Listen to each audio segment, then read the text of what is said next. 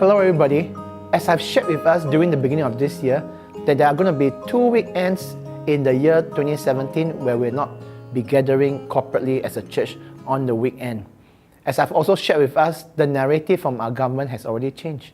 It's not if terrorism comes upon our shore, but now it is when it comes upon our shore. Being a very small island state, issues like pandemics, issues like outbreak, it's going to affect us big time. And when that happens, it's going to make corporate gathering that much more difficult. And as you may already know, that our church is not a church with life group. We are a life group church. At this present moment, about 85% of people who attend our worship services on the weekend are attached to a life group. The life group leader, you are like the pastor. Even when our church are not able to meet together as a corporate body, you are the pastor of our church. You are the pastor of our life group, and you have been given the responsibility and the privilege to still lead your little group, your flock, to fulfill the Great Commission. So what's going to happen on the 2 weekends where we're not going to have corporate services is that we want to help us to get used to the idea of gathering in small group, in our life group, because the life group is truly the life of our church. So in this video, we are also going to send you a package with a few documents. What I want to tell you before you go into the package is there are a few things that I do not want you to do on these 2 no service weekends. We are calling them the blackout weekend. On these 2 blackout weekends, there are a few things that you mustn't do. Well, number 1, you should not visit other churches on that weekend, because if you do that, it defeats the whole purpose of having this blackout weekend for Hope Church Singapore. It's also not a good time, number 2, to go for holidays. All right, it's not time to go for holidays. It's time for us to gather together to simulate how our church would function when that day comes, when we're not able to gather together as a corporate body.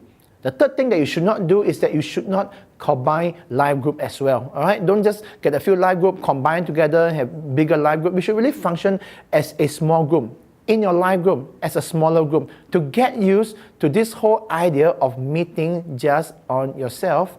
Number 4, try to meet on your usual service timing for greater experiential effect. That's to say, for example, if you are a uni student, your services is at 5 p.m. on a Saturday afternoon. On that blackout weekend, you should gather at 5 p.m. on Saturday. Those of you who are in the adult group, 10 a.m. on Sunday. Filipino, 3 p.m., 6 p.m. Mending group would be 5 p.m. On a Saturday afternoon. So meet at that time. So what's going to happen? That's the plan, all right? Let's call this, the blackout weekend is going to happen on the 21st and 22nd October weekend, as well as on the 27th and 28th October weekend. Well, let's begin with week 0. Week 0 is the 14th and 15th October weekend. On that weekend, I'm going to be preaching in all 5 services, 2 on Saturday and 3 on Sunday. I'm going to tell the church, all of us, all right, you, the life group leaders, and our church at large, about the role of the church when crisis hit our shore. So I'm going to just set that up for our whole church, so everybody will be prepared to flow with you, to follow your leadership on the blackout weekend. So on the first weekend, which is the 21st and the 22nd of October, we're going to focus on D and C, discipleship and care. In this package, there's going to be a weekend.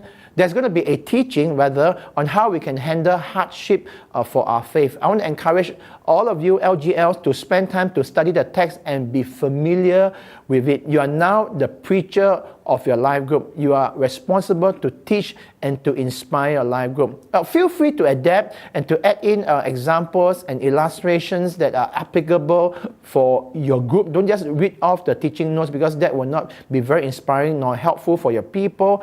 I want you to also to get your members to really think through how they will respond when such an event hit Singapore. So how do we really deal with difficulties? How do we really deal with issues like persecution? How do we deal with issues when we're not able to meet together as a corporate body? So that's on the first weekend, 21st and 22nd of October. Then on the second weekend, which is the 28th and 29th of October, I want us to focus on outreach. So on that weekend, I want you to run a outreach live group to reach out to the people around you. Remember, even when we're not able to gather as a church, the Great Commission is still our core, our vision to fulfill. So DOC, first 2 weekends, D and C, discipleship and care.